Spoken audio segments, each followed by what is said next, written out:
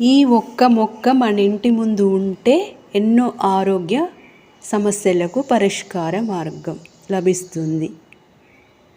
పుష్కలంగా ఐరన్ లభించే ఈ మొక్కను మన ఇంటి ముందు నాటుకుందాం.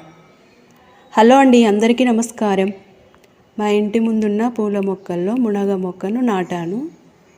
వాటికి వచ్చిన ఆకులను, కాయలను కర్రీలలో ఉపయోగిస్తున్నాను. ఈరోజు నేను మునగాకు పకోడీ తయారు చేస్తున్నాను. ఈ ఆకులో ఐరన్, పీచు పదార్థం, ప్రోటీన్ చాలా ఎక్కువగా ఉంటాయి. 1 కప్పు బియ్యం పిండి, 1 కప్పు శనగపిండి, మునగాకు తీసుకువచ్చి నీళ్ళలో శుభ్రంగా కడిగి వేసుకోవాలి. జీలకర్ర, 4 పచ్చిమిర్చి, ఉల్లిపాయ ముక్కలు, అల్లం వెల్లుల్లి పేస్ట్, సరిపడా ఉప్పు, జీలకర్ర, కొత్తిమీర, పుదీనా, కరివేపాకు సన్నగా కట్ చేసుకొని నీళ్ళతో శుభ్రంగా కడిగి వేసుకోవాలి. అన్నీ కలిసేంత వరకు కొంచెం నీళ్ళు వేసి కలుపుకొని స్టవ్ వెలిగించుకొని కడాయి పెట్టుకొని అందులో ఇలా చిన్న చిన్న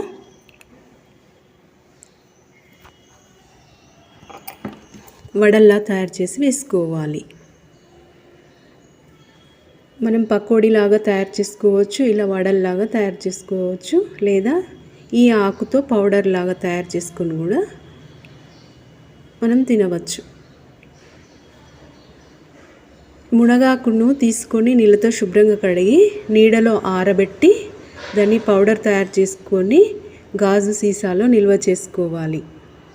రోజు 1 అర స్పూను గోరువెచ్చని నీళ్ళల్లో వేసుకొని త్రాగడం వల్ల ఐరన్ పుష్కలంగా లభిస్తుంది. పీచు పదార్థం ఎక్కువగా ఉండడం వల్ల రక్తహీనత రాకుండా ఉంటుంది. ఇమ్యూనిటీ పవర్ పెరుగుతుంది.